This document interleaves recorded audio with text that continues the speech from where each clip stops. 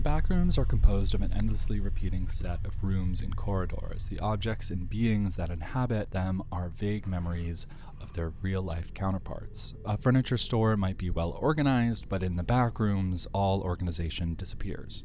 In Kane Parsons' Backrooms, the backrooms are an example of a modern Gothic setting, existing both as a metaphor for the unconscious mind and the physical prison for our main characters.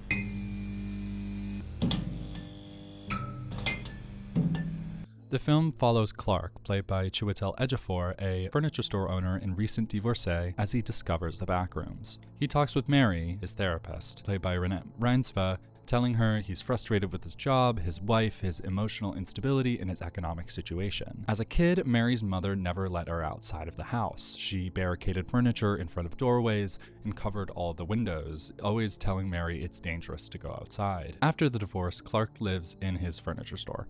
Late at night, the electricity malfunctions, and after he gives up on fixing them, he spies a thin, glowing crack in the wall. While inspecting it, he phases through the wall and falls into the back rooms. The next day, he tells his therapist Mary about his experience in the back rooms and this incredible situation that he didn't believe was there.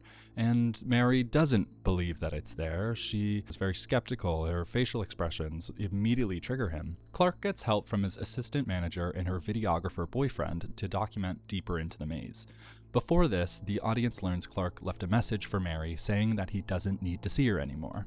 Worried for Clark, Mary drives to the furniture store where she finds the doorway into the back rooms. Inside, she's ambushed and tied to a chair at a kitchen table by Clark. Reenacting a therapeutic exercise from the beginning of the film, Mary confronts Clark for being a hypocrite. He blames everything around him for his problems apart from himself, claiming his brain is what's wrong with him. Mary adds, shouting, "You are your brain, you dipshit." After that, the monster arrives, kills Clark, and chases after Mary until they're both apprehended by a research organization. In the film, the backrooms operate as a manifestation of the unconscious. The unconscious is structured like language, operating as a complex network of symbols shaping the subject's relation to desire and their subjectivity. Freud theorized that unconscious thoughts and memories are ones radically separated from consciousness through the unconscious process of repression. These repressed thoughts return as symptoms, distorted and enigmatic forms of subconscious truth. The symptoms of our characters' repressed thoughts and feelings materialize in the backrooms' composition and inhabitants. Take, for instance, the scattered piles of furniture. While being a reminder of Clark's connection to the store, they signify Mary's mother's overprotection and control. The film explains these symptoms as being created by neural pathways, the way the psyche understands its own subjectivity. The first exploration into the backrooms, Clark finds a room with 2 pairs of shoes glitched into the floor and Clark's captain's chair from an advertisement earlier in the movie. While meaning is able to be assigned to the chair, there's no way of knowing what these shoes represent in Clark's unconscious other than the concept of the unknown lost object, because of their objective meaninglessness. In the film, Clark encounters entities the director refers to as still-life versions of their real-life counterparts. Still-life Clark is the return of Clark's repressed shame and anger. The still-life version of Clark's ex is his psyche's representation of his lost/divorced wife, whose only displayed emotion is fear. 2 sequences in the film depict spaces in real life morphing into the backrooms. The film uses this as a visualization of how trauma blends with the unconscious through the process of repression, leaving behind signs that signify the traumatic event. Recent headlines about the film and the creator Kane Parsons suggest a sequel to The Backrooms has started pre-production. To predict where the series might be going, audiences should look to Parsons' original series. From Kane Parsons' video, Found Footage Number 2, it ends with an unnamed character stuck in the backrooms stumbling upon an empty house. The only object on the wall is a framed magazine cover. This artwork, like the film's symptoms, confronts the subject, bringing awareness of the real. Many people online describe this feeling of uncanny nostalgia tied to the images of liminal spaces like the backrooms. Liminal spaces are often empty or abandoned spaces built between the 1980s and the 2000s. The sense of nostalgia paired with the surreal nature of the concept relates to Mark Fisher's writing on hauntology. Hauntology is described as the present being haunted or inseparable from the events of the past that rematerialize through the eerie. Mark Fisher's theory of the eerie further broadens Freud's uncanny by taking a perspective of the outside in.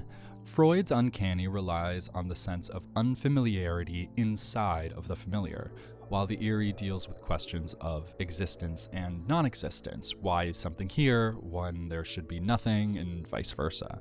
Though used in context of a horror film in this case, the eerie isn't objectively scary. Eerie can also convey a sense of calm inside of the weird.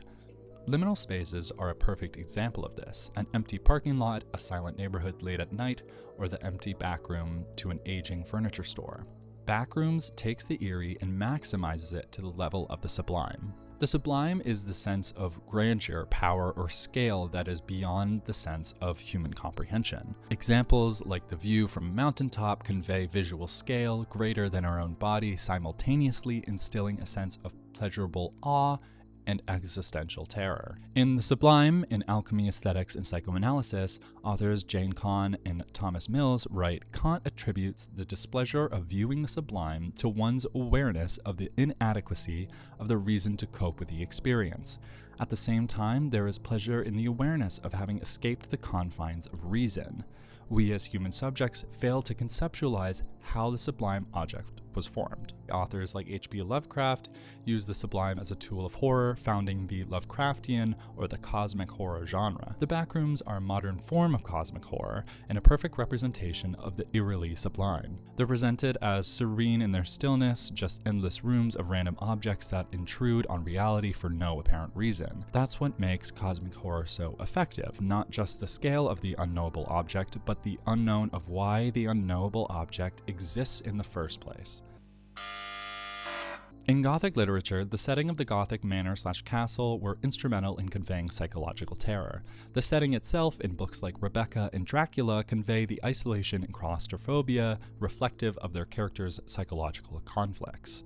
The Backrooms are just a modern example of the Gothic setting by assuming the aesthetics of decay, isolation, and the sublime while haunted by the events of the past. Like an office building or chain restaurant, the Backrooms are spaces that were supposed to be populated but not inhabited by people, built with the bones of capitalist structures and uncanny interior homescapes. I found something in the store.